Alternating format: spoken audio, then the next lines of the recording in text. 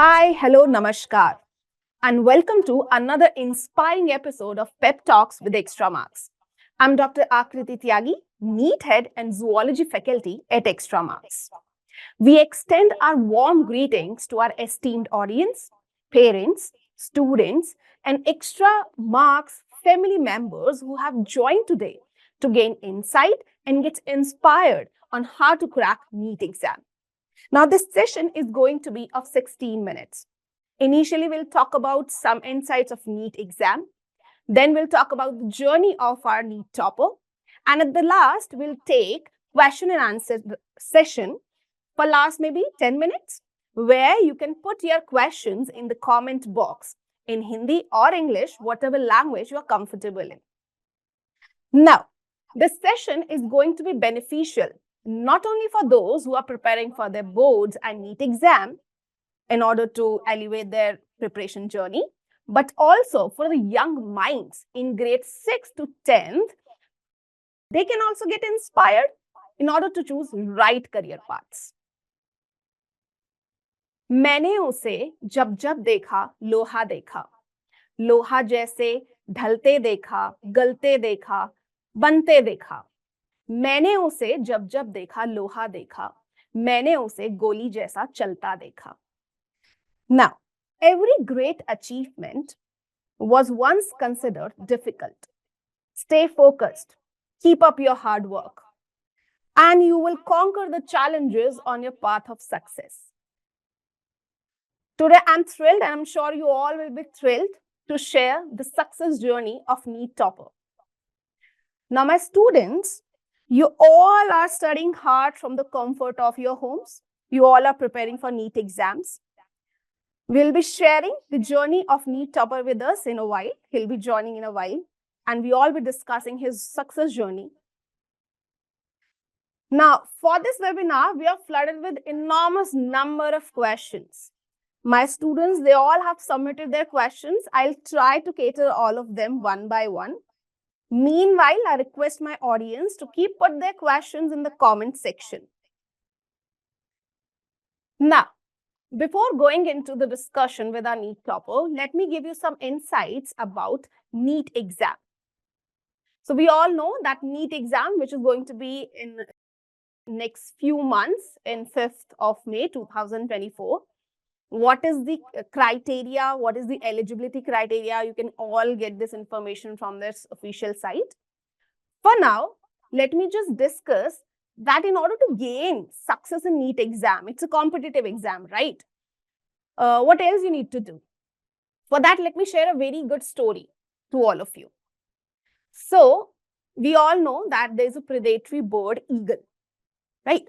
Eagle has a very, very beautiful side. That eagle can look 8 times more sharper than humans. So that eagle, it got the longest lifespan in its own species. This eagle can live up to 70 years, right? But it has to make a very difficult decision in its life. What that changes, what that decision is. So eagle at its 40s, it got very long and flexible talons. पंजे बहुत flexible हो जाते हैं. That enables it to grab the prey. Its beak becomes bent. चोंच उसकी bent हो जाती है. And its feathers got very, very heavy on its chest, making it difficult to fly. Now, there are just two options in its life, either to do or die. Either it can go through a very painful process of change that lasts for 150 days, of course, 5 months it takes, or it can die. What the change is? So what this eagle does is, it reaches to the top of mountain and knocks its beak till it breaks. After plucking it out, this eagle waits for it to grow back. Once it grows back, with that new beak, it plucks out its talons. अपने पंजे भी निकाल देती है. And again waits for it to grow back. Once the new talons grow back, it used to pluck the feathers, the old feathers, to get rid of them. When the new feathers came, what happens then? The eagle took his glorious flight of rebirth and can now live up to 70 years. तो इससे हमें क्या समझ आया? That we have to make certain changes in our thought process, maybe in our journey, in our preparatory journey, how we prepare, how we took exams. But that is, of course, painful. The changes are painful, right? But we have to go through those changes in order to succeed, in order to gain success in life. So keep up with us, stay tuned with us. Mrinal is joining soon. The topper is joining soon to gain the insights of his journey. Till then, if you have any questions,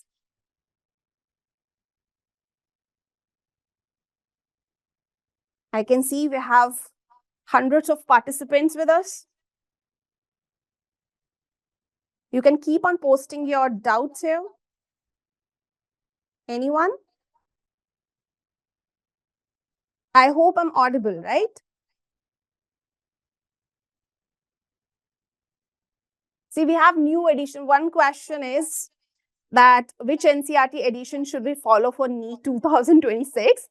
Because I hope by then, if we have another edition, but there is always new editions of NCERT. And yes, of course, for any NEET aspirant, we have to follow NCERT. Very good evening, Chaitanya, Pushkar, Palak, Piyush.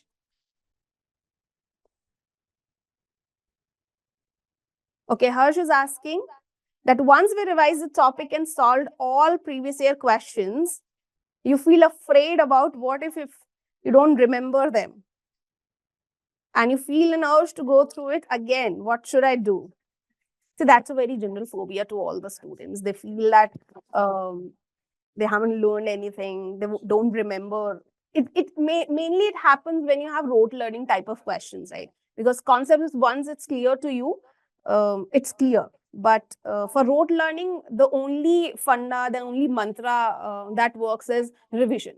So you have to revise again and again in order to combat this fear of not remembering facts, right? Of course, Jivansh, you can post your questions here. For NEET, I won't say kitni books se padhna hai. Aap NCERT is the Bible, NCERT is the Gita for any NEET aspirant. So you can revise it as many times as you want.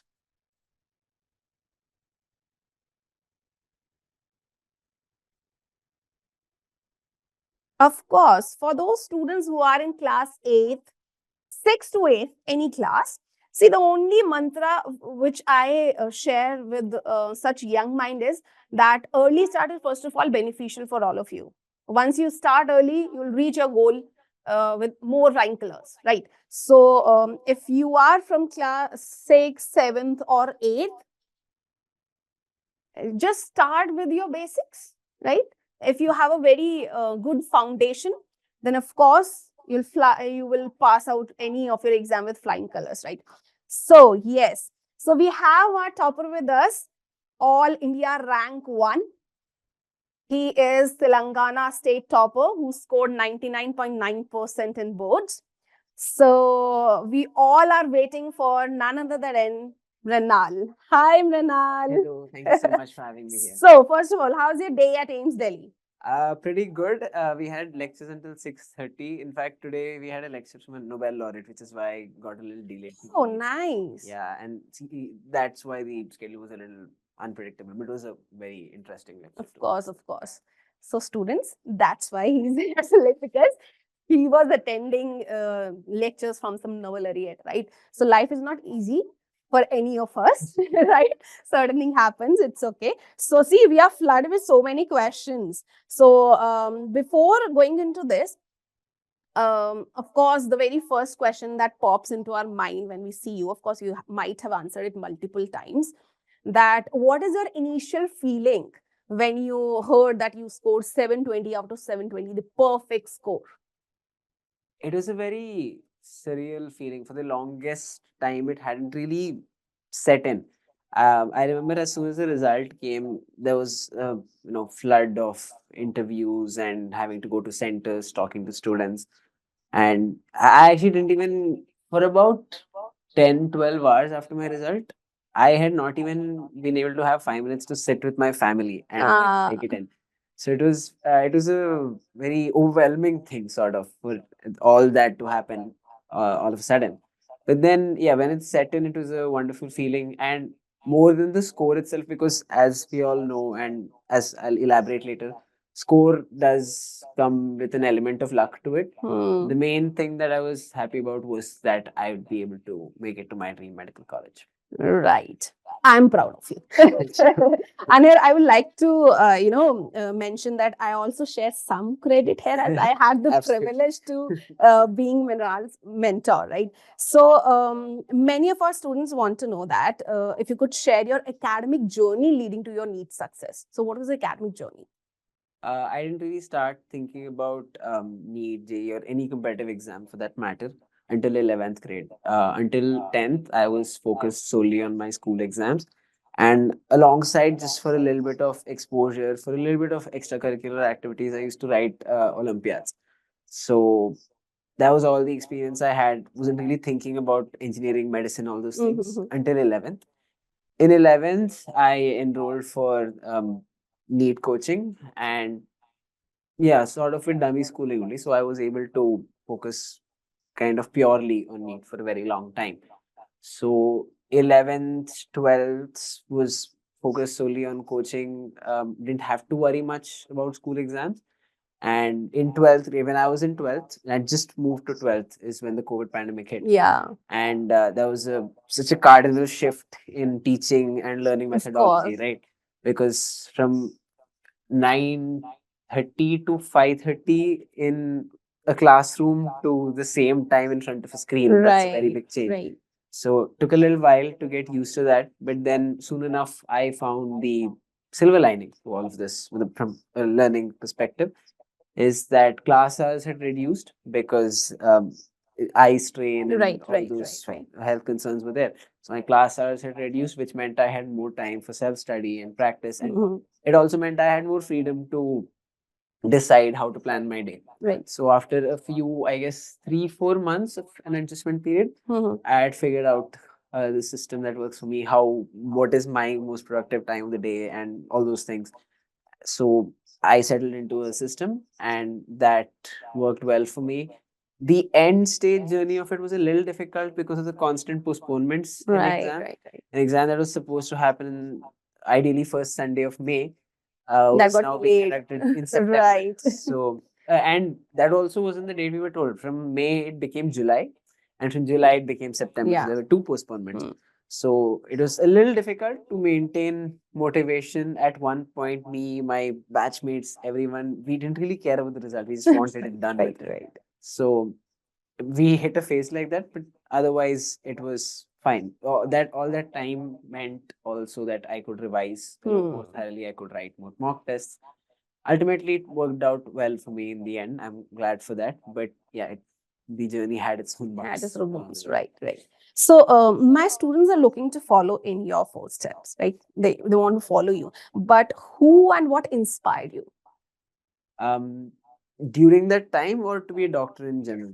To be in this career Okay. in medicine. Incidentally, my first sort of inspiration to get into medicine came from video games. Really? I'll elaborate.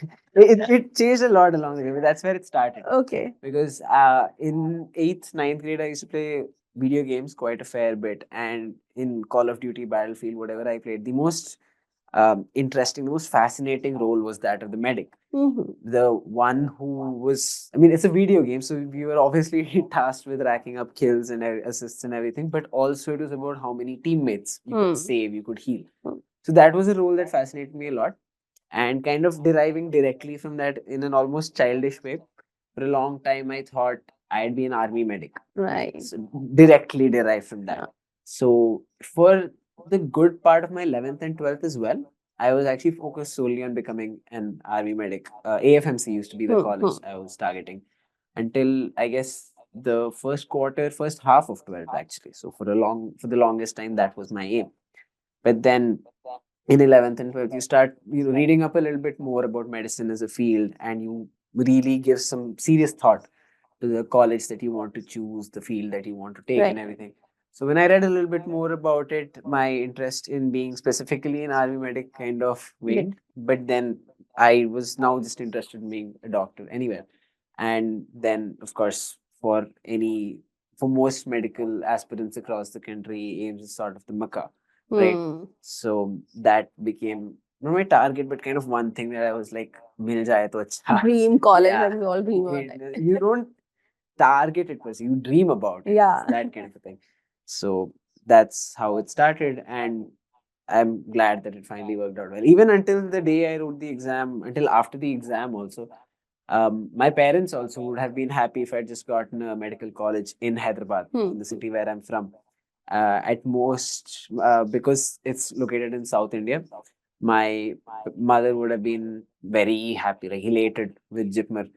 But eventually, when the rank came, I was glad I was able to go where I want to go. Yeah, to your dream college, right? So about your NEET preparation. So one of the questions, this was asked by Tanishi, that could you describe your study routine and daily schedule during your NEET preparation phase?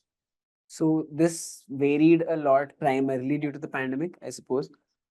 In 11th grade, I had a lot less flexibility, to be quite honest. It's because I spent 8 hours of my day at the institute, I mean, that included a couple of study hours, of course.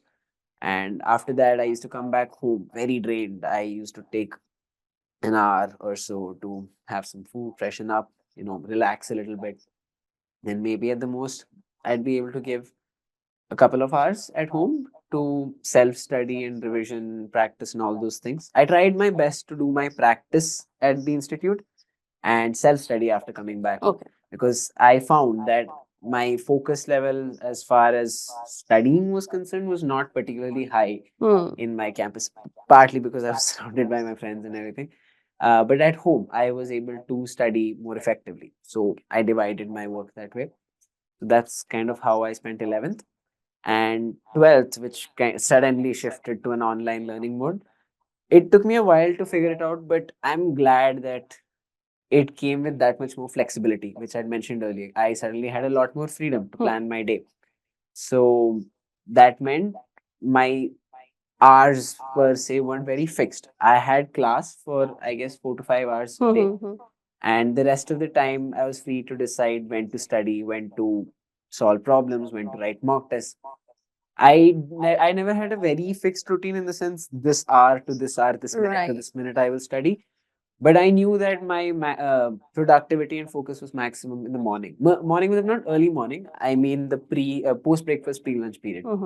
And thankfully, we didn't have classes that time. We had afternoon classes, so that also worked perfectly. I used to study during that time. I used to attend classes in the afternoon and first few hours of evening, and after that, I'd do a little bit of question practice or solving worksheets, anything like that, and I'd relax for a couple of hours and then go to bed. I think it's more about self study and more focus. Right. Right. So I never focused on hours because I found that that's not a very accurate reflection of how much you're achieving in a day. That's why rather than setting a number of hours, I used to set a goal, as in these many chapters I have to do, or these many questions I have to do, these worksheets I have to do. Those were the sort of targets I put for myself in a day. And how I achieve this during the day is up to me, as per the various surprises. And you kept it flexible, right? yeah, because you never know what's going to come up that day, right? Especially when you're at home. You never know when you might get a call from an old friend, and that's not something you want to miss. And you have never compromised with that. Yeah, as far as possible, I have tried my best not to compromise with that. I've maintained all the social contacts that I wanted to maintain throughout 11th and 12th. I had kept in touch with my hobbies and my interests, my pastimes, and everything as far as possible. So I was able to accommodate all this because I gave myself the freedom to be flexible. And I also kept myself accountable to the goals that I set for the day. So it doesn't matter how I do it, when I do it, as long as I do what I plan to do. Right. So that was my idea. So, as you just mentioned that you studied online during lockdown that happened in 21-22. So, any specific book or online platforms you used or study technique that you have found particularly effective? Any technique or anything? Books, I used to, one thing that a lot of people will tell you, and that personally I endorse that idea as well, is don't try to do too many books, try to do a few books well. Right. So I remember a lot of people around me online also. I used to look at people asking questions when I was studying. I'm saying, this book is supposedly good for NEET, that book is supposedly good for NEET, and if you look online books that are good for NEET preparation or JEE preparation, you'll come up with a list It's a with pile of books, hundreds right? and Hundreds of books. 100, 200 Like books. that, right now also we are flooded with questions like which book we should refer Exactly. to. And And for sure, that, I'll only answer this NCERT. exactly. That is the only non-negotiable. Right. Aside from that, everything that you follow is on you. You just pick something and religiously follow that. The only non-negotiable is NCRT as far Yes. as NEET preparation is concerned. So I was told that from the start of my career, it took me nearly 1.5 years to get it down because I had neglected NCRT for a good deal of my preparation. I do admit to that. I'm very lucky that it did not come back to bite me later on. So in the start, I picked a few books, only my institute modules and whatever worksheets that I used to get, and a few other books, maybe one or two books which are based off NCRT. So I completely focused on those, tried to ensure that I solved everything from that book. And when it came to test papers, I diversified a little bit, take test papers from 2 to 3 sources because they'll all have different ways of exposing you to Right. the same concept. So I think that ensured that I really understood the concept and in how many different ways the same thing can be applied or the same thing can be asked as different Right. questions. So I would not really recommend a specific book aside from NCRT, of Hmm. course. I would, however, say ki you should pick a book and stick to it. Yeah. That is the most That is important. most important. And don't neglect NCRT from the start. That is the biggest blunder I'd say I made during my preparation. That is one thing I was saying. The constant postponements actually gave me time to make up for that. Right. Because if the exam had happened in May, I'm not sure if I would have Might been have as missed that thorough with opportunity to go NCRT. thorough with Yeah, NCRT, right? it's because I had those 4 extra months of preparation that I was able to get to a level where I did feel somewhat thorough with NCRT at least. I hope my students are hearing this. Right? I keep on emphasizing on this whether please be thorough with your NCRT. Yeah, that it's is a the very neglected and a very underrated book, to be right. honest, especially in NEET. Right. That is a very summarized and concise form of knowledge you can have it. It's the highest For yield book. that, you can refer the books just to understand what this NCRT is telling Yeah, you. Right. and To tell to you. explore the same concept further. Exactly. But the most high yield book you'll ever come across in your NEET preparation will be NCRT. There's no question about it. Right, right. So on this, another question, this is asked by Dia, that how did you manage stress and maintain a healthy work-life balance during your NEET preparation? Couple of things are very important to maintain stress. One is ensuring the right environment around you. I am very lucky that I was always surrounded by a wonderful support system in my friends from 11th and 12th, my friends from school, my parents, my family, most importantly, even my teachers. I'm very grateful to all the teachers around me, you included, for figuring out that I have a system and that I like having a little bit of flexibility in my study pattern, and they recognize that and let me work that way. Because a lot of people, they don't really get the freedom to Right. study the way they want to. I remember there was this phase in 12th, I guess, when my father used to see me not really studying for very long periods of the day. And he used to question, I'm sure he questioned internally whether I'm studying, whether my focus levels are dropping off. And for a while there, it did. It was the adaptation period for online method of learning. But soon enough, when he saw that I was able to bring results with that, I was able to solve questions.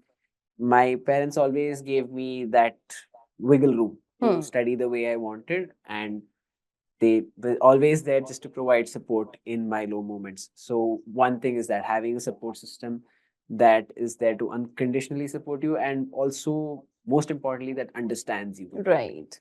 The other thing is, which I stress on a lot, is to have a healthy set of hobbies that you dabble in once in a while. Hobbies should ideally be non-addictive. I was not on social media for the entirety of my 11th and 12th. Even WhatsApp, I used to use my mother's actually. So um, that was that was a very major distraction that was missing from my life, and all the other so-called distractions were essentially just hobbies. I used to listen to music, I used to play table tennis at Yeah, home. you're a guitarist. Yeah, I You used to tried play to guitar. learn a little bit of guitar also. I learned in school. I tried to pick it up again during that 12th wala phase. And I played video games I occasionally mean, here you and there. revived your hobbies in your class 12. Exactly. Usually, our students are afraid of having any hobby. Of maintaining. Of I mean, maintain- forget reviving. What Right, hobbies they have maintaining or maintaining. reviving. There are so many people. They tell me that until 10th grade they were like state level, national level sports person, and then suddenly it just drops off. So I mean, while I don't know much about sports, having never been very good at it, to be honest, I do know that those same hobbies can act as your most effective stress busters Right. when you're in those two or more very stressful years of your life. So my family understood that. They always let me stay connected with my hobbies, and I think that reflected very well in my result as well. Right. So music is therapy for him. Yes, It still could be is. something else for you, but definitely to have, you must have something Yeah. that acts as a stress buster in your life. Yeah. Because of course, preparing for competitive exam It's is very stressful. It's very Right. stressful, Yeah. and there's no one who can escape that entirely. You just need to know how to handle Right. it. Right. So, another question from Harsh. So, we want to know that can you share any strategies for time management during NEET exam? During the paper. During exam preparation or maybe exam, yeah. During the exam, I would say that time management is again a very personal thing. Most people that I know, they used to, I think, attempt biology first Yeah, in the exam. most of Yeah, us. that's the majority Yeah. of people. I personally, even in my final NEET exam, I attempted physics first, and that was a system I arrived at after a lot of trial and error.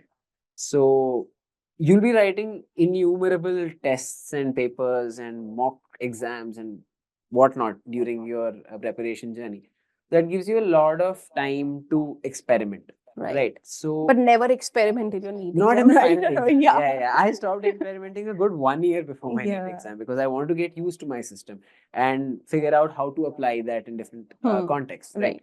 So you can take your 11th grade if you want for experimentation. Try different That's methods. what I usually say to my students because they took it for granted, like we can take it in class 12th. We'll take Exactly. mock tests and practices in class 12th. They enjoy their class 11th, but then they get stressed when they reach class 12 because they haven't been through this Exactly. practice. That is one thing that, by fate worked very well for me because my 11th was offline. So that was again a bit of a little more of a high stress environment. Therefore, I couldn't really let my levels drop. So my basics were clear at the end of Right. 11th, and I figured out how to deal with attempting 180 questions in 180 minutes. So by the time I came to 12th, because it shifted to an online mode suddenly, I had all the time and freedom for self study and revision. So in 12th is where I got a little bit of breathing room. And that is the time I think that it worked well for me. Maybe if I'd had the same kind of, um, you know, time and luxury in 11th, I'm not sure if it would have been that, useful, that helpful for me. So that worked out very well. 11th was offline and 12th was online. I think for my method of studying and in general for the kind of student I am, that was the ideal system. 11th offline and 12th a more hybrid / online method of learning that worked out ideally for me. So coming back to the question, figure out your own time management strategy. I attempted physics first, then chemistry, then biology. If I felt that physics is particularly time consuming, I'd leave the last 15 questions, whatever was left. I had a cutoff. कि पहले 1 घंटे में मैं जितना कर सकता हूँ, I'll do that. If I can finish physics in that, well and good. If not, how much ever I can do, I finish that. I move on to chemistry, and I do chemistry and biology a little faster, knowing that I have to save up some time for those remaining questions. So much, right? That's Exactly. why. This is a system that I have developed with practice. Yes. So I know ki in biology, I have to when I'm doing biology questions over a short period of time, maybe 40 minutes, 45 minutes, whatever it is, I have to maintain high levels of focus so that I can read the question correctly in that small amount of time and answer accurately. So that is something I found easier than solving physics questions in the same amount of time. When I used to leave physics at the end, I used to find I didn't have much time left, and I found myself to be better at solving biology under pressure rather than physics under pressure. Right. So that is the reason why I did physics first and biology at the end. So this is a system I figured out over time. It's not what I've been doing since day one. Right. I've done a lot of experimentation. I tried a lot of different methods. So I would suggest everyone to kind of take the starting phase. Like now, if you're going to write in 2024, like this year, Right. I would not suggest is the ideal time to start Exactly. experimenting. But if you're looking further ahead, then you can take the initial phase of your preparation to figure out your method. As far as day-to-day time management is concerned, you don't have to touch every subject every day, I would say. Like that It's will practical goals, right? yeah. It's just set a goal that you can stick to consistently over Exactly. time. It's one subject a day, that is fine.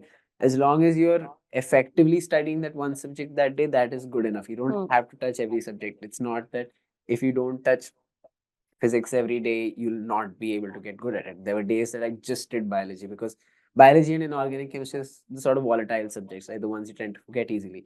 So those were the ones I revised more frequently.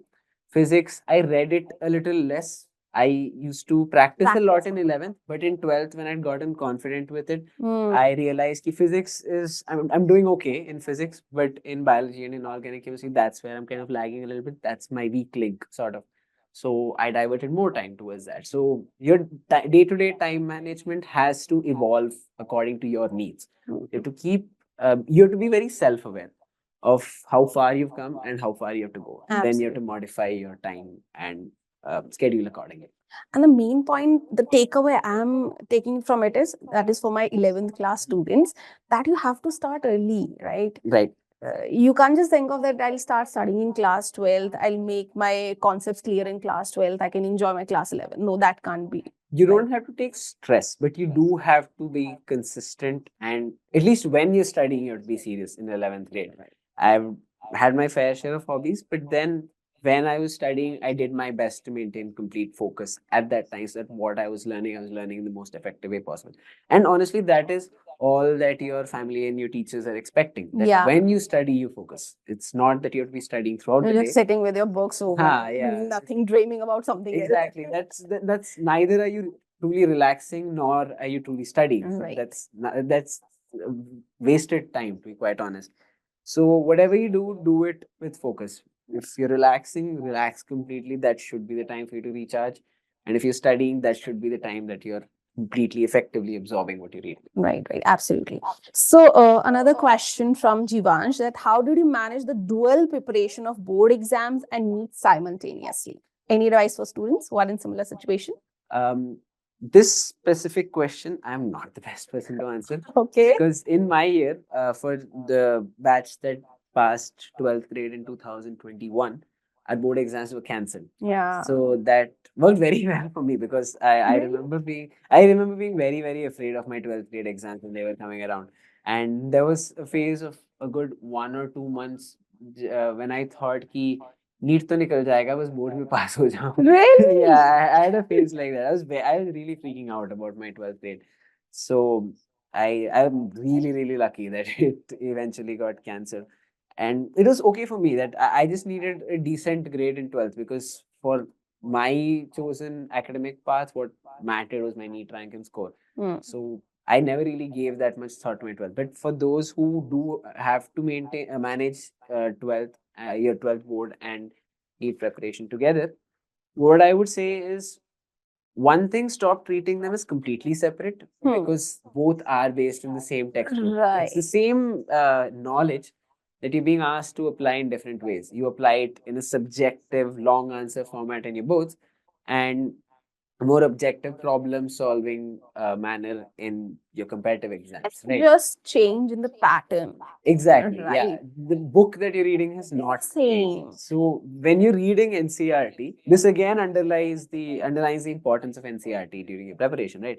Because when you're reading NCERT, you're honestly not just reading for NEET, you're also reading for your 11th and 12th exams at the same time. So that is very effective and very high yield preparation, I would say. So that is the one bit of advice I'd have. And aside from that, just try to stay. I mean, if you're going to school, then you'll not have much of a problem with this. But if you're one who's As a repeater, maybe. as a repeater or in the dummy system, something like that, try to stay in touch with writing long answers, because that's a skill you can lose over time. I remember when suddenly I had to start writing 3-4 mark answers again, it was a massive shock. Yeah. Despite the fact that, less than a year ago I was doing it for my 10th boards, but the skill you lose quickly. So I would say try to stay in touch with it. Once in a while, try and pick up some mock test or the questions that are at the back of NCERT, try to solve it in a subjective manner, just so that you don't lose touch. Right. That itself will take you very far, I believe. Right. So for me also, it's like if you're preparing for NEET, CBSE and board get automatically catered Correct. there, right? Yeah. Now, as we are in very crucial months of our preparation for NEET examination, so one of our students have asked Bhavesh that as we approach the crucial months leading to NEET, like Feb to April, what would be your recommended strategy for students to make the most of this period? Deriving from personal experience, the last few months of my NEET preparation, they marked a change in focus from the modules and whatever advanced books I was reading towards NCERT. At one point, I think last 2-3 months or so, I was purely reading NCERT, no other book. Yeah. So unless you made notes previously from these modules and all, that is okay, because that can be quickly revised. Right. But I would suggest you not read from any other source during these last few months, apart from NCERT and your personal notes, if any, if they are concise and can help you revise large volume in a quick time, in a small amount of time. So that will ensure that you're getting the highest yield of your preparation time. During NEET preparation, a lot of people, they get carried away. They start solving very high level problems, and they start exploring the concept to great depth, forgetting that in the final exam they're going to ask you questions from Right. NCERT.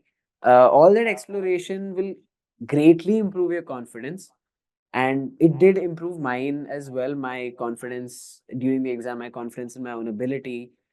But all that I did during 11th and the first part of 12th.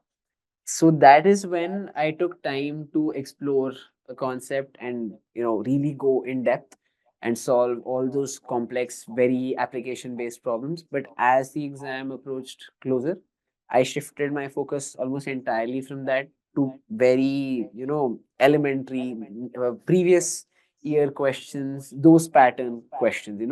If you look at it, many of them are very direct. So for those last few months, my focus was entirely on ensuring that my NCERT is thorough, ensuring that my time management is on point, ensuring that my problem solving speed was on point, because if God forbid, the paper on the last day is a long one, it's a heartbreaking feeling if you couldn't even look at some questions. Yeah. Because when you go home and look at it, there's a good chance 80% of them you knew. Right. So I didn't want such a scenario to arise.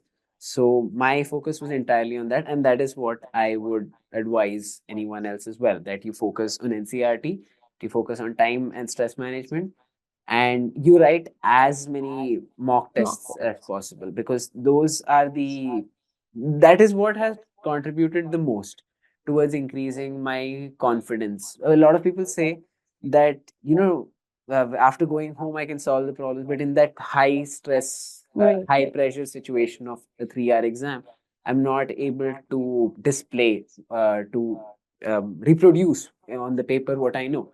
So I think that is an ability that you can develop by writing a lot of mock tests, because it's kind of like net practice before the final match, right? Right. So it's going to prepare you for that situation. You can do a lot of trial and error, figure out what are your weak points, what are the areas where you need to increase your focus, the areas you need to improve upon, and ensure that what you'll be able to show in the paper. So that is another thing I would say. Write as many mock tests as possible and analyze each one of them effectively. Yes, practice is most important. Practice is the most important. I think at the end, it's all about that you build your foundation in the initial year, in 11th and maybe in the first few months of class 12th, and then you have to apply that knowledge in the last months, right? Whatever you gained, just apply in the last month. So appear and give as many mock tests as possible. Absolutely. And of course, analysis is most important. I remember at the end of every paper, we used to We discuss. had analysis. Yeah, and said we had to which discuss, question went wrong. is which, there a pattern that we can figure out from this? That right, right, right. consistently I'm going wrong here. So that was a very important part of my preparation, and it should be for everyone, I believe. Right, right.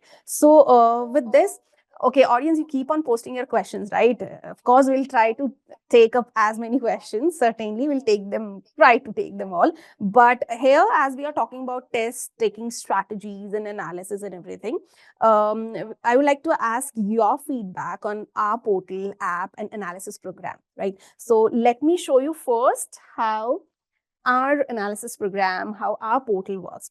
And for this, I would like to share the journey of one of our students. So let me just share this with you.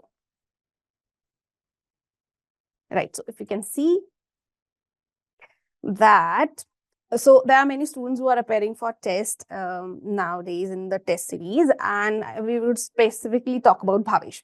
So it's his portal, as you have to give your feedback on this. So what is happening here is, you can just look here. So this is the left side. Here in the left ribbon, you can see that if the student goes to my assignments, there he can just evaluate his journey. So it will show how many weekly tests are aligned, how many he have appeared for. Like, let's talk about all India rank test series that we have. So he have appeared for these many tests. So if you want to evaluate one of his test series, let's see this that happened on 26th of November. So here, he have actually answered with 77% of accuracy in the first exam. In the next exam, he have improved to 79%. His accuracy have actually improved. Then that have improved to 85% in the next test, and then to 92%. But how? So he can also do detailed analysis of his test. So he can go to whatever subject he want to take into account. To he want to have a detailed analysis of zoology, let's say. So the topics in this test may be biotechnology, principle, and application. So as you can see that he may miss some questions here in biotechnology, principle, and processes. Right. So in that also, he can even go to subtopic level. So he might have missed in process of recombinant DNA technology. You know this, right? So he has to work and improve over this subtopic. So we can break down to even subtopic levels. On this, we also have question-wise analysis. So which question went wrong, which question got skipped or incorrect, we can also track that. As you can see here, this question was missed by him. So this was here. Moreover, the student can also choose that what kind of mistake he has made. Like we always talk about that if these two questions went wrong, why? If the question, you have made some calculation error or some silly mistake, or you may miss, like you said, you haven't read the question thoroughly and like that. So that analysis is also there. Then how the student can actually track that whether he have improved over that weekend area or not. So there are weekly tests aligned over that topics. He can attempt that. And as he had attempted it, can you see that in the weekly test, he have worked over that subtopic and now he's scoring well, scoring perfect score in that. So this is how a student can track his analysis, can track his progress. As you can see here, this is his performance history. So he have increased average score here in all AIRTS. And with the help of weekly test and other tests, he's improving over his weekend areas also. So this is how our portal is helping our students in not only having just paper analysis, but question wise, how many questions were unattempted, and not only subject wise, but question wise also. So a very detailed analysis is there in our portal. So kind of your feedback. What if you had this kind of analysis program with you? So I think the most important thing about all analysis programs like this one particularly is that it really dissects the paper in a lot of different ways based on the time taken. There was one column I think which showed how much time you've taken as opposed to how much time on average has been taken.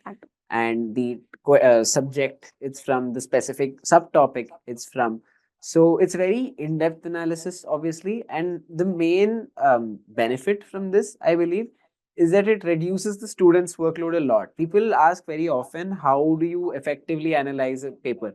So this almost has completely analyzed the paper, and also it gives you guidelines on how to analyze further. Now you know what your weak points are, Exactly. and you can track your progress in it over time, and from this you can gain further insights. Once you go back to read, maybe you'll learn something new about yourself. Why? Maybe Right. you'll learn that you did know that topic, but for whatever reason you couldn't answer the same question in the exam. So now you know you have to work on maintaining your calm during that high stress period. Right, right. You might go back and find that this particular point, this particular concept, not concept, that won't happen. It is a one particular sentence, maybe that's all it takes sometimes, was either not there in NCRT, or that Right. you skipped reading it in Right, NCRT. right, right. There's a very famous saying, I'm sure you also would have said it to many students at every point, is that even when you're reading NCRT for the 10th time, you'll find You something find new about something it. new. So that's That's another what myth happened with itself. me. Yeah, if it's happening with Right. teachers who've read it, I don't know how many times, and it's goes without saying, it will happen to Right. students. So I think this way it can point out a lot of things that you might have missed, maybe, which is a very natural thing. It's not something you need to get worried about.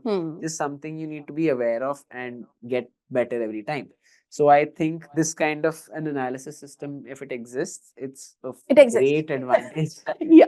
to the ones who do have it, and Yeah. to the ones who do use it religiously. I think it will be a massive advantage in their preparation. Will greatly reduce the workload of Right. If analyzing you the paper remember, by yourself. we used to do it manually, right? Correct. You had to open the question paper and go Right. question by question Then you yourself. ask for that, what is the answer key? I used to give you the Correct. answer key. Then you manually check it, and then you tell, oh, 2 questions went wrong in chemistry. Then I'll Correct. ask you what kind of questions, what kind of mistakes you have made. Correct. Then you tell me, then I'll tell you, okay, note down into your notebook. So it does all the work for you. Correct. Now with the great advances that have been made in online learning, especially Right. in recent times, this sort of platform will again make it a lot easier. And it's not just easier to do it in the first place; it's also a lot easier to keep track. I remember when I was studying, most of us, we had to maintain error records. I think that's what Right. people would call it. Like every paper, the questions that you went wrong, and you had to make note of that in your notebook. That is what I was saying. You Right. have to maintain a mistake You have notebook. exactly that mistake notebook. This portal does it for you. Yeah. So again, that's work that's reduced for you, and it's very convenient that you can just refer back to it whenever you want, and whenever you revise. This paper was on biotechnology, I think. So Right. whenever you're revising that topic before the exam or before some other test, you can always very quickly revisit this portal and go through the questions where you went wrong earlier, so that the next time you can learn from those mistakes, and you'll automatically, because you learned from your old mistakes, you'll feel a lot more confident and stronger. Right. Another advantage I'll tell you, in our portal, we have this thing that we can create our own question papers. Okay. So if you feel like you are not so, you don't have concepts clear in, let's say, in biotechnology, you don't know much about gel electrophoresis. You can choose the question by yourself. You can create your own question paper, own test papers also. There are multiple things. Anyhow, we can't complete in today's webinar. But definitely, as you just said, that you have been through offline, online, both the Right. kind of study method. So, and a hybrid method is also. So having this, as I also feel, is advantageous for our students, right? Yeah. Right. It will reduce your work a lot, and it's a great thing to have in your pocket. Right, right. During your preparation. Thank you for your suggestions. Any suggestion you think we can improve over this? Not much. It's a very full-fledged portal by itself right now, providing advantages across a large range of aspects. Maybe one thing that I remember I had to do by myself manually is to look at what were this is more applicable for physics and chemistry, I guess, less for biology. Biology right now, it's pretty good as it is. For physics and chemistry, trying to segregate questions that are application based, numerical We can even based. do that. Oh, is that We there? had Bloom level, taxonomy level divisions also. Like if Okay. you think you made mistakes, then rote learning type of questions, or you make Okay, mistakes, that's then exactly what I was comprehensive kind of coming to. questions. We have that. Okay, that was the only thing I was going to say. If that's there, that's a massive advantage. I remember Right. that was the main thing I used to do in my personal analysis, like after my analysis with you and my teachers and all that was done.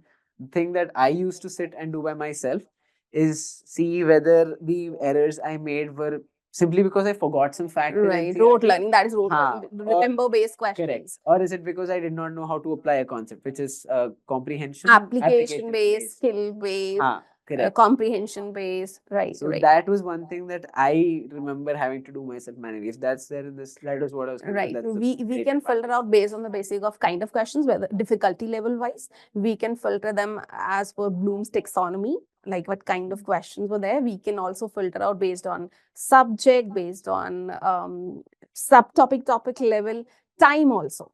Like how many questions were answered in 10 seconds or 15 seconds or in 1 minute, like that. So Of I think course. overall it does cover Yes, everything yes. that I was in every single aspect that I analyzed the paper during my preparation. I think all of that is Like covered. we try that. Thank you for your suggestions. So now we are open for question and answer round. So yes, let's take the questions from our audience. Okay, so many questions. We have Megha. Let me take it from here. You can even raise your hands so that I can.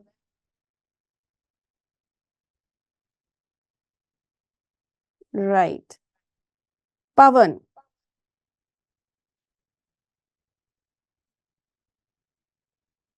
let's take a question from you.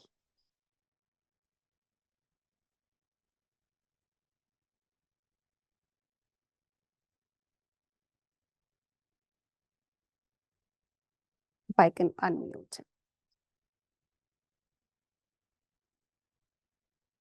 Pavan, you can even write your question in the chat box. I think I'm unable to unmute you. I was nostalgic to see that some of the problems of Zoom are still existing. Right. That is there. Oh my God. List of questions. Okay. Let's take a question from Harsh. Other than your coaching, did you give mock test in other institutes also? I did from, I guess, one other institute really. But this is coming back to what I'd said, I think, in response to some question about, I think it was about how many books to see or something like that. But what the thing about test papers is, the more sources you refer to, the more you'll be exposed to different ways of framing the same question. So if I personally did look at question papers from a few different sources because I used to find that this same topic that even after I had read it very thoroughly, I revised it also frequently. There still was a different way in which someone could make a question out of it, which had me at least thinking about it for a longer time, and in some cases not being able to answer it. So I did look at a few other sources for question papers, and that did benefit me to some extent because I found out it was mainly through that I found out in how many different ways the same concept can be applied.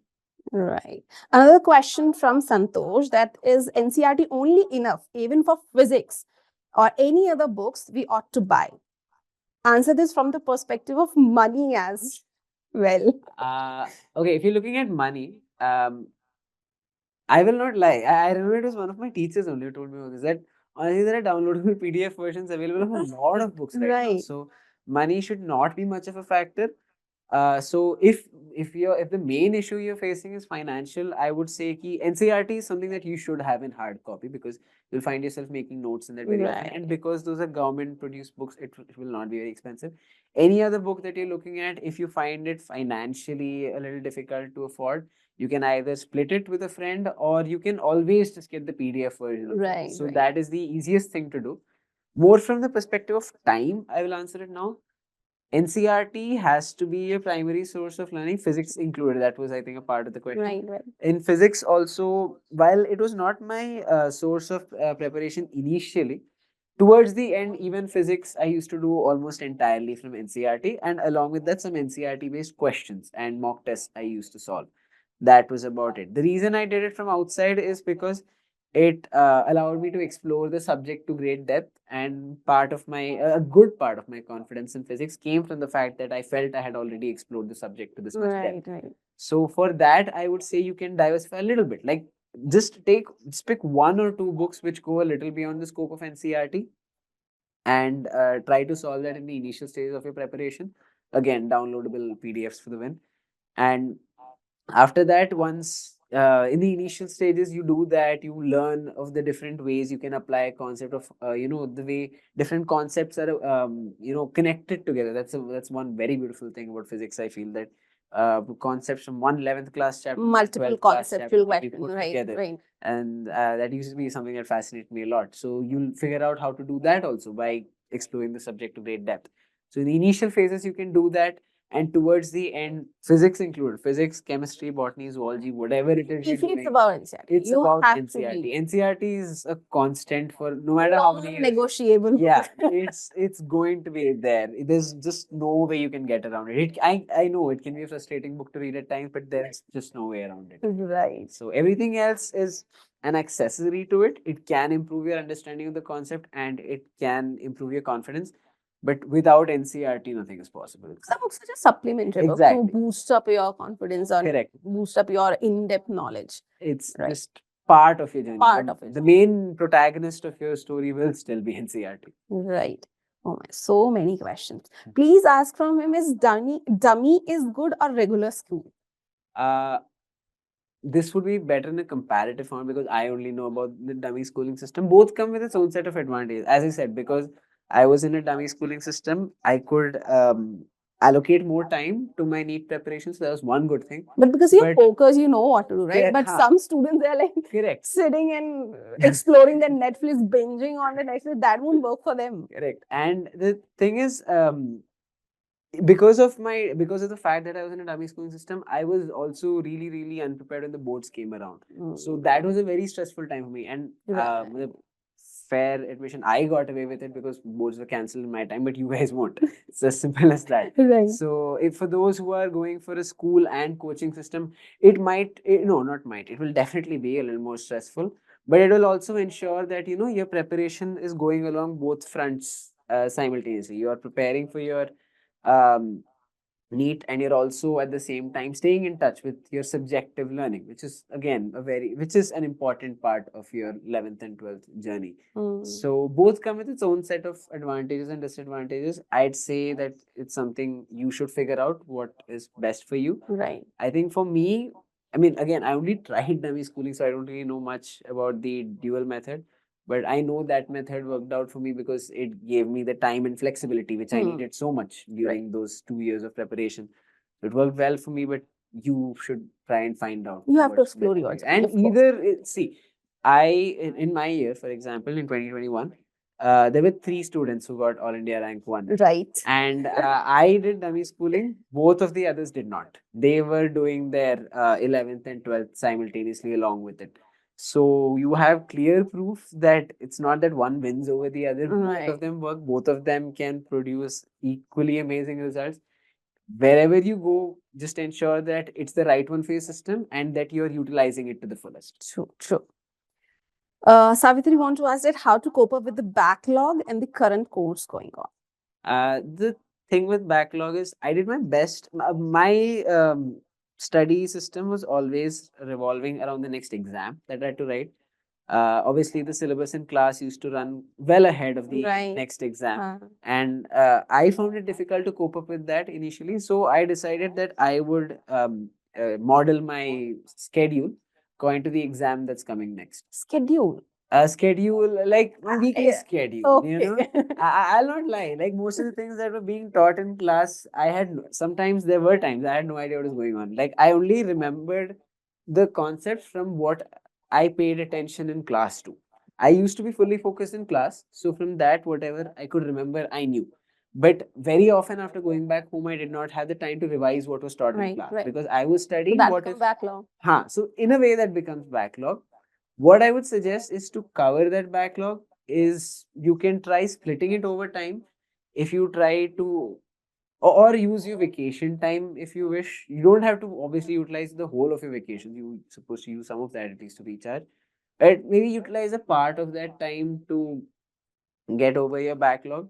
The main thing I'd say is at least try to stay abreast with your exam schedule. That is something that helped me a lot. That used to be my target, and I only used to think that I was in trouble if I was falling behind that also. Right.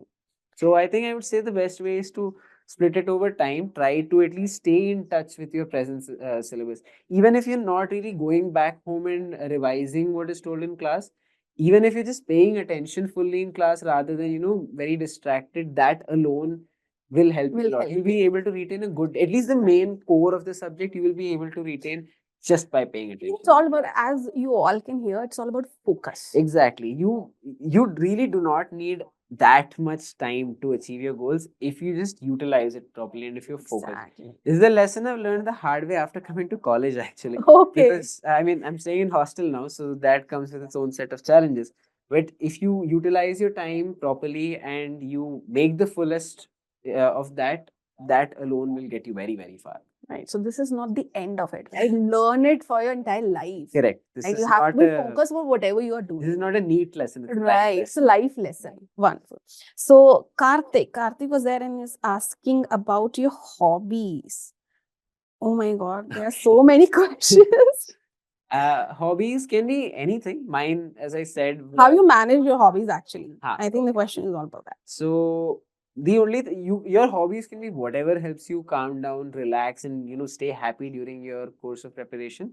It should, the only thing I would say, I would suggest about hobbies is that try your best for it to be non-addictive and ensure that you're in control of the time you spend on it.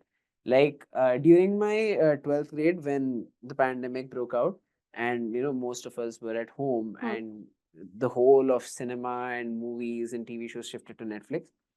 That was around the time I started watching Netflix, but I always ensured that I was disciplined about it. So if I'm watching a movie or I'm watching a TV show, I ensured that it was congruent with my study plan for the day. I only did it if I knew I could manage it with my studies, and I didn't exceed the time that I had allotted for it. If I felt that okay, now I've studied enough, I can take a 30-minute break. I was very mindful of the fact that it was never more than 30 or 40 minutes. Right. It's not ki, एक episode start Be disciplined also for Exactly. that. You can do a lot of, you can actually explore any hobby. Right. Social media included, to be honest. A lot people do manage social media in 11th and 12th and still make it to great colleges. But the one uniting factor you'll find in everyone is that they were always very disciplined about it. It doesn't happen to them often ki, I don't know where the time flew by. They're always very mindful of the time they spend on anything, be it on studies or on their hobbies. So your hobbies can be anything as long as you remain disciplined about the amount of time you're giving it. And it should always help you. Your hobby should not be a source of stress. It should be something that recharges your batteries, and then that will help you study fully focused for the next. It is all like, okay, you just plan that, okay, I'll take 30 minutes out of my daily routine or in time schedule. But once after that 30 minutes you spend in some of your hobby, you shouldn't regret about it, right? Correct. So you have to plan it accordingly. Accordingly. If you, this is what happens. If you overstep that 30-minute limit that you set for yourself, suppose that becomes 1.5 hours or 2 hours, then suddenly it will become a source of regret for you. The rest of the day you'll be stressed कि 2 घंटे निकल गए, पता नहीं कहाँ गया, अब क्या करेंगे. हमारा पूरा schedule खराब हो गया है. Exactly. That's very important. Right. So let's take another question. Pawan wanted to know that what is average time he take to solve the problems of physics while doing first time the chapter or topic, because if any difficult question, it will take my around half an hour. I don't think a lot of questions took half an hour, but some did. I remember in my class, they once in a while did give like previous year advanced questions and all just for exposure, so that you knew how to think. You were exposed to different types of questions. And I remember in 11th grade, particularly when I went for offline coaching, the 2-3 hours study hours that we used to get, me and some of my friends used to sit, and instead of doing what was taught, we used to take our corresponding engineering batches paper, and it was almost an ego thing for us कि कौन सबसे ज़्यादा questions solve कर सकता है. Right. And I remember they have to solve in advanced. I think they have to solve roughly around 36 questions. No, 18 questions in 180 minutes or something like that. That's how advanced works, I think. Yeah, it was 18 questions in 180 minutes. It used to take us 2 hours to solve about 6 of them. Oh. And it was very impractical, to be honest. And I probably could have used the same time to solve 10 questions in my module. But then that did give me confidence. So what I would say is, when you're approaching a topic for the first time, which is what I think Right, this right. particular student is talking about, you don't have to be particularly mindful about the time you are giving to it, as long as, again, you're using that properly. It's okay if you're taking a lot of time to solve a question, but Initially for you that time, will initially take, it's right. natural, it's It's natural. unavoidable, especially if it's of a certain, if it's of a slightly higher level, then वो तो होना ही है. Huh. But then what you have to ensure is that you're constantly approaching the problem in different ways. Once you try and approach, it doesn't work out, it's okay, that happens with all of us, but move on to the next one. Think of how else can I approach this problem, and then based on your own understanding of the question, if you feel you're getting nowhere, it's okay, there's no shame in calling it quits for that question. You Right. can go back to the answer key, look at the question, look at the explanation, and then see how they've arrived at the answer, because that's you're not actually losing, you're still learning, right, from Right. the solution that's given. And now when another question comes up which is similarly difficult, now you know a new and different way to approach the question, so you've still gained something from it. It's okay. In the start, I would say, don't limit yourself on time much, especially if it's not a lot of questions that you face initially will be of a slightly higher level to give you exposure. So be forgiving with yourself. Don't think कि 20 minute लगा दिए question में, Right. exam में how हम let इतने 180 slow रहे questions हैं, 180 right. questions. You don't have to think like that. It's all about practice. If you keep on Exactly. practicing, that will automatically get And this will all be in the initial phases of your preparation. There's such a long road ahead of you where right. you're going to improve so much. So you don't have to take much stress about that. Just ensure that you're learning from that experience. So many questions on your study hours. So, like, how many hours did you study?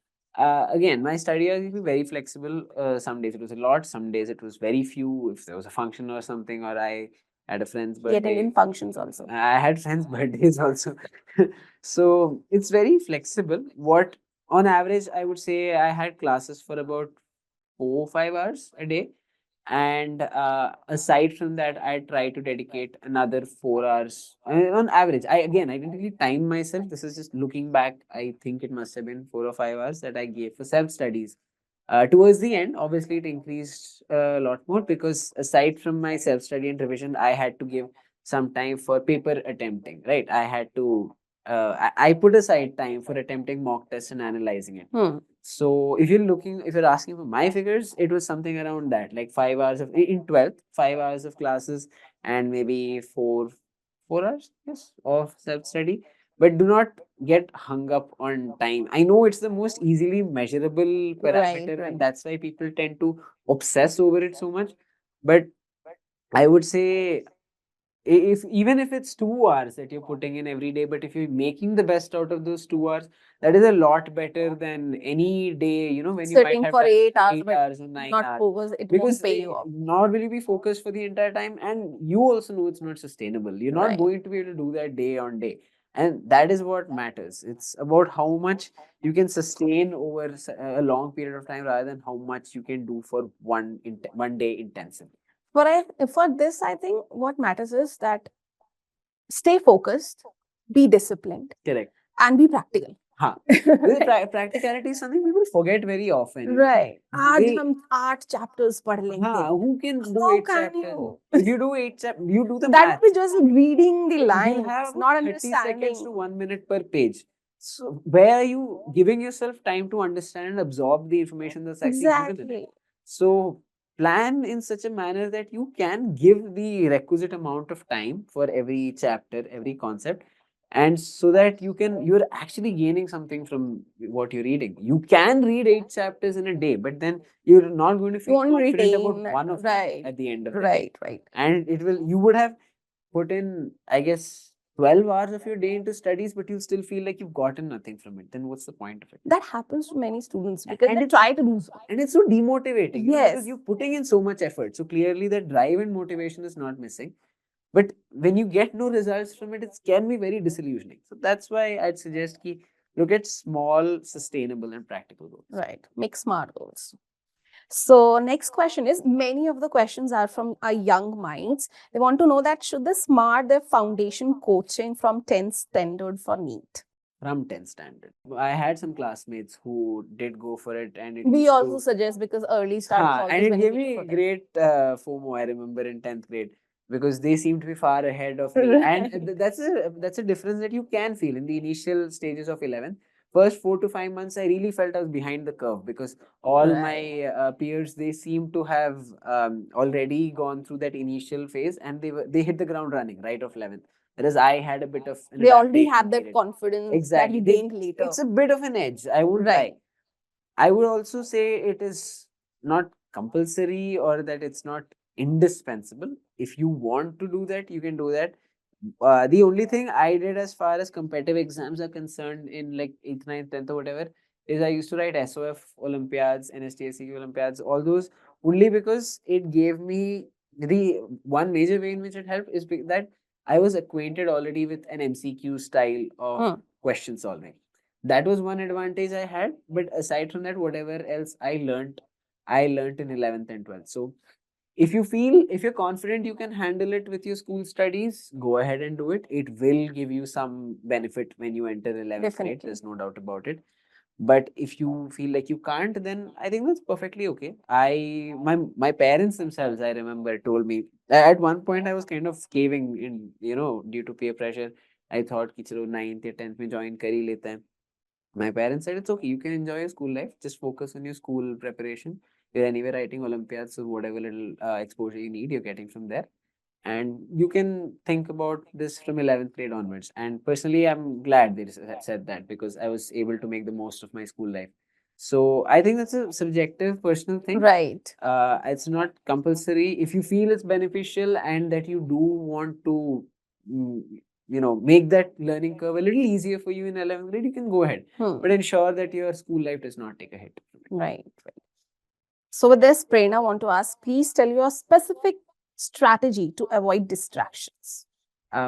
It's an accountability system. I'd say have someone who will hold you accountable to your actions. Can be a friend, can be someone in your family. For someone in your family, it'll be easier because they'll be in the same house and they can keep tabs on you a little bit. That will make things easier. It's okay to have distractions, because more often than not, distractions are just hobbies. So it's okay to have them. Just ensure that they do not take control of you. You you should be in control of your distractions, not vice versa. So as long as they are not draining and sucking away your time, and they are acting as a way for you to rejuvenate yourself, it's okay. To that extent, it is healthy. But the minute you feel like it's going beyond that healthy limit, and maybe now it's starting to drag me down rather than boost me up, that's the phase where you need to kind of clamp down on it and reduce the time you give. So I think the main thing really here is, self discipline. May not come easily at the start, so that's why you take help from someone around you to hold you accountable to your actions, so that you can't escape the consequences.